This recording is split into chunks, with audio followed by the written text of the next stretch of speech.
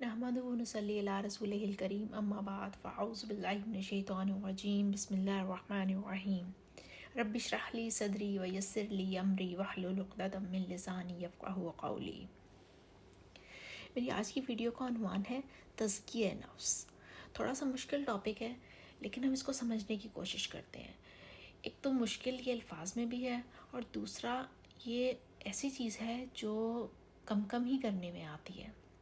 تو دیکھتے ہیں کہ تزکیہ نفس کیا ہے اور اس کو کیسے کرنا ہے۔ تزکیہ نفس کی مثال ہم یوں لیں گے کہ ایک باغ میں آپ نے پھولوں کے پودے لگائے۔ جب پھولوں کے پودے اگنے لگے تو آپ خوش ہو گئے کہ آپ کی خواہش پوری ہو گئی۔ اب یہ کہ پھول آئیں گے اور آپ کا باغ اچھا لگے گا اور آپ مطمئن ہو کے بیٹھ گئے۔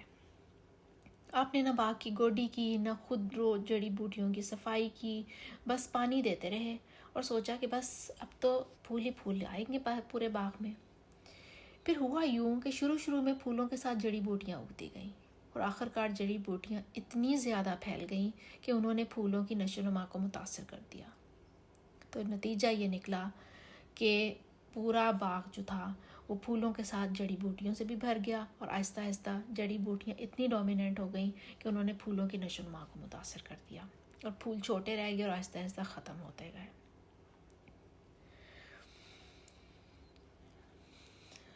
تو جب تک آپ جڑی بوٹیوں کی صفائی نہیں کریں گے، پھولوں کی نشو و نما صحیح طور پر نہیں ہو سکتی۔ تزکیہ نفس بھی کچھ ایسا ہی ہے۔ جب تک ہم دل کے اندر خود بخود پیدا ہونے والے منفی جذبات اور خیالات کو کوشش کر کے دل سے نہیں نکالیں گے تو ہم اللہ کی معرفت کے پھولوں کو حاصل نہیں کر پائیں گے۔ ایمان تو ہوتا ہے ہمارے دلوں میں، لیکن وہ ہمارا ایمان جو ہے وہ منفی جذبات اور خیالات کی وجہ سے مدھم پڑتا چلا جاتا ہے۔ اب سوال یہ پیدا ہوتا ہے کہ ان منفی خیالات اور جذبات کو دل میں پنپنے سے کیسے روکا جائے؟ تو اس کے بہت سے طریقے ہیں۔ سب سے پہلی چیز جس کا ہم نے خیال رکھنا ہے کہ جڑی بوٹیاں باغ میں اگنے ہی نہ پائیں، یعنی منفی خیالات اور جذبات دل میں نہ آئیں یا ایٹ لیسٹ کم سے کم آئیں۔ اس کے لیے انسان کو ہر وقت اللہ، موت اور قیامت کو ذہن میں رکھنا چاہیے۔ اللہ کو یاد رکھنے کا مطلب یہ ہے کہ ہمارا ہر عمل احکامات الہی کا پابند ہو اور ہمیں اس بات کا خیال رہے کہ یہ زندگی ایک عارضی زندگی ہے، ہر جان کو موت کا ذائقہ چکھنا ہے اور پھر قیامت والے دن ہمیں اپنے اعمال کا جواب دہ ہونا ہے۔ اگر اللہ اور اس کے آخری رسول صلی اللہ علیہ وآلہ وسلم کے احکامات کی پابندی کی ہوگی تو جنت کا راستہ آسان ہو جائے گا، اور اگر یہ دنیا کی چند روزہ زندگی اپنی مرضی سے گزاری ہوگی تو پھر قیامت والے دن لمبے حساب کتاب کے چکروں میں پڑ جائیں گے۔ اب دوسرے مرحلے پہ آتی ہے عاجزی۔ جب انسان کے دل میں اللہ اور رسول کے احکامات صلی اللہ علیہ وآلہ وسلم احکامات رسول، موت اور قیامت کا ڈر ہوگا تو اس کے دل میں عاجزی آ جائے گی۔ اسے یقین ہو جائے گا کہ اس کے پاس وقت تھوڑا ہے اور کرنے والے کام بہت ہیں۔ پھر اس سوچ کے ساتھ وہ اپنا وقت غلط اور بیکار کاموں میں ضائع نہیں کرے گا۔ وہ فخر اور غرور اور تکبر سے بچا رہے گا۔ وہ اپنی زندگی بندگی اور عاجزی سے گزارے گا۔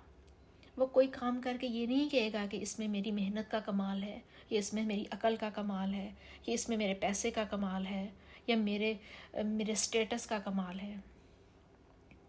اس کے اندر عاجزی آ جائے گی۔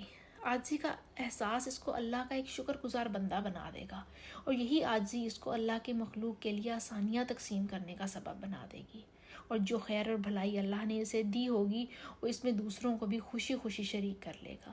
وہ دینی لحاظ سے اپنے سے اوپر والوں کو دیکھے گا اور دنیاوی لحاظ سے اپنے سے نیچے والوں کو دیکھے گا۔ تو اس سے اس کے سکون، ذہنی سکون میں مزید اضافہ ہو جائے گا۔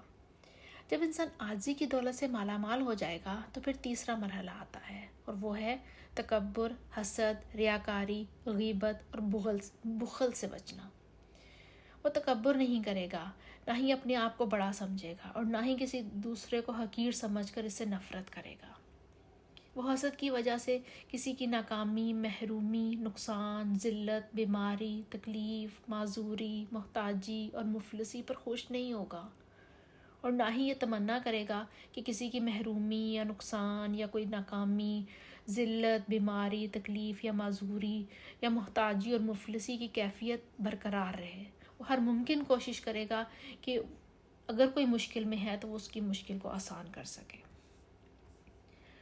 جب انسان کے دل میں اللہ کا خوف، موت کی فکر، قیامت کا ڈر اور عاجزی ہوتی ہے نا، تو پھر دل کے باغ میں جڑی بوٹیوں کی طرح اگنے والے منفی جذبات اور خیالات نہیں پنپتے۔ یہی قیامت کا ڈر اور عاجزی اور موت کی فکر منفی جذبات اور خیالات کو اکھاڑ کر دل سے باہر پھینک دیتا ہے۔ مثال کے طور پر حسد دل میں آنے کی صورت میں وہ زیادہ سے زیادہ استغفار پڑھ کر اس کے لیے فضل و کرم کی دعا کرتا ہے اور اس کے لیے سوچنا چھوڑ دیتا ہے، کیونکہ اسے یقین ہوتا ہے کہ فعل اللہ انسان کی خواہش اور تمنا کے مطابق نہیں ہوتا، بلکہ اللہ کی اپنی حکمت کے مطابق ہوتا ہے۔ اس کا ہر معاملہ اللہ کی رضا کے لیے ہوتا ہے۔ وہ اللہ کو حاضر اور ناظر جانتا ہے، اس لیے ریاکاری کے جذبات اس کے دل میں نہیں آتے۔ جب کبھی دنیا اپنا اثر ڈالنے بھی لگے تو اللہ کی یاد اور خوف سے وہ فوراً معرفت الہی کی طرف جھک جاتا ہے۔ اللہ کی عظمت اور دنیا کی اصل حقیقت اسے ریاکاری سے روکے رکھتی ہے۔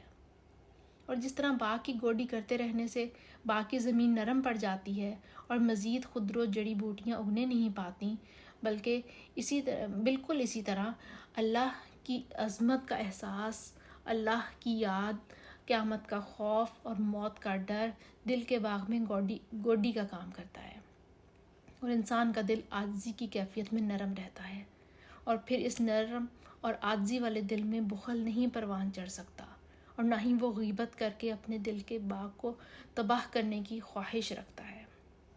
پھر ہوتا یہ ہے کہ معرفت الہی کے پھول اس کے دل کے باغ میں ایسے پھلتے پھولتے ہیں کہ منفی جذبات اور منفی خیالات اس کے دل میں آ ہی نہیں پاتے، اور اگر کبھی آ بھی جائے تو وہاں پنپ نہیں پاتے۔ اللہ ہم سب کو اپنا تزکیہ نفس کرنے اور کرتے رہنے کی توفیق عطا فرمائے۔ آمین یا رب العالمین۔